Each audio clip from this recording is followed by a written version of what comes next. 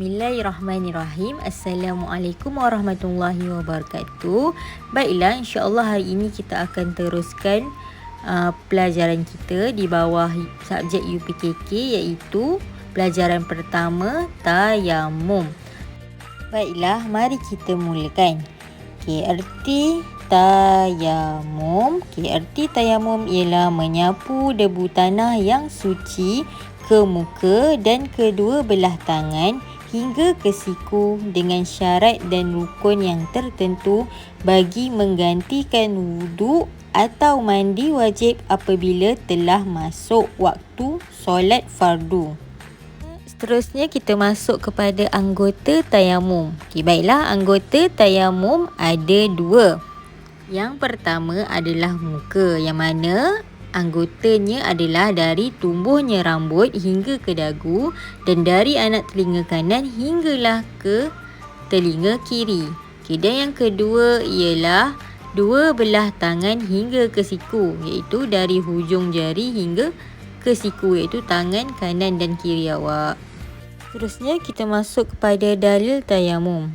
وَإِن كُنتُمْ جُنُبًا فَاطَّهَّرُوا وَإِن كُنتُم مَّرْضَىٰ أَوْ عَلَىٰ سَفَرٍ أَوْ جَاءَ أَحَدٌ مِّنكُم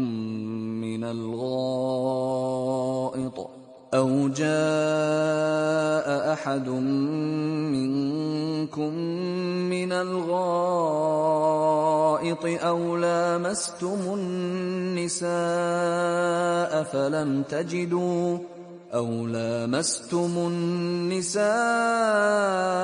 فلم تجدوا ماء فتيمموا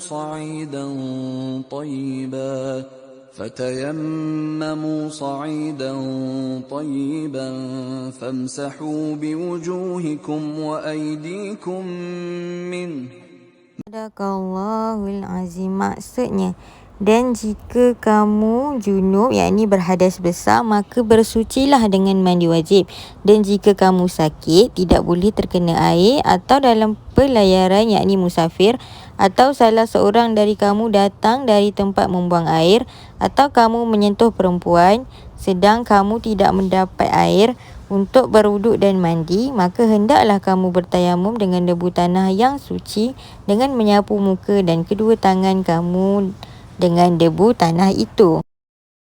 Okey, kita pergi kepada sebab-sebab tayamum. Sebab-sebab tayamum yang pertama ialah bekalan air yang terhad. Kiranya bila dekat tangan kita tu hanya ada cukup-cukup je air untuk minum contohnya. Jadinya kita boleh tayamum sebab kita bekalan air kita terhad. Kedua ialah ketiadaan air setelah berusaha mencarinya. Maksudnya di sini contoh selalunya dalam musim sejuk. Bila kita nak keluar pun keadaan sejuk. Mungkin kalau kita keluar takut keadaan kita boleh demam ke, jadinya kita dah cuba cari air di kawasan sekitarnya tapi tak dapat juga. Ianya boleh tayamum. Ketiga, musafir yang sukar mendapatkan air. Dan yang keempat, terdapat halangan dari menggunakan air disebabkan keuzuran, yang ini sakit. Maksudnya contoh, ada seorang ni nama dia Ali. Ali dia terlibat dengan kemalangan yang menyebabkan kemalangan iaitu kebakaran, yang menyebabkan tangan dia melecur. Tangan dia dan sebahagian muka dia melecur. Jadinya apabila berlakunya halangan seperti berikut, maka Ali boleh untuk menggantikan wuduk dengan bertayamum sebelum memulakan solat fardu. Seterusnya adalah syarat sah tayamum. Syarat sah tayamum yang pertama ialah yakin telah masuk waktu solat. Maksudnya kita hendaklah bertayamum setelah masuknya waktu solat. Andai kata setelah masuknya waktu solat awak jumpa punca air, maka tayamum yang telah dilakukan tadi tidak sah ataupun batal dan awak kena ambil wuduk. Yang kedua, menggunakan debu tanah yang suci. Pastikan debu tanah yang kita gunakan tu tak ada najis. Okay, yang ketiga, terdapat sebab-sebab yang membolehkan tayamum. Okay, kita pergi kepada rukun tayamum. Okay, rukun tayamum yang pertama adalah niat. Okay, niat tayamum ialah nawaitu tayammuma li istibahati fardhis solati lillahi ta'ala. Maksudnya sahaja aku bertayamum untuk mengharuskan fardu solat kerana Allah Ta'ala. Okay, yang kedua, memindahkan debu ke anggota tayamum.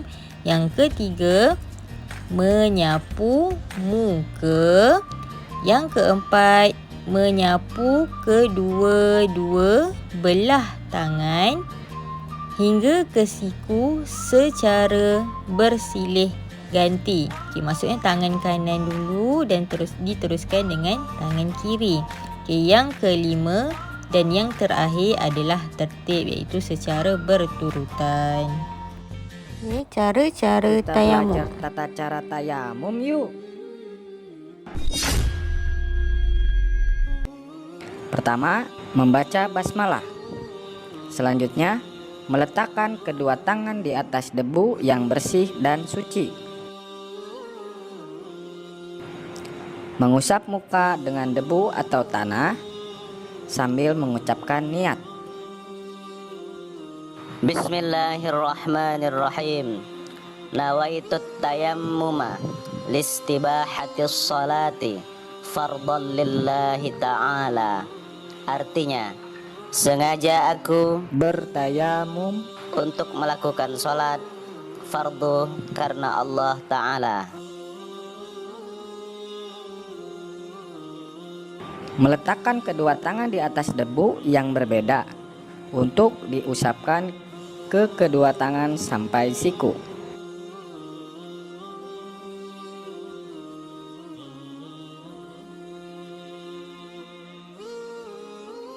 Dan yang terakhir, tertib. Okay, perkara sunat tayamum. Okay, yang pertama adalah membaca bismillah. Okay, membaca basmalah, iaitu bismillahirrahmanirrahim. Okay, yang kedua ialah menipiskan debu. Okay, yang ketiga adalah mendahulukan anggota kanan. Okay, dan yang terakhir ialah merenggangkan tangan ketika bertayamum.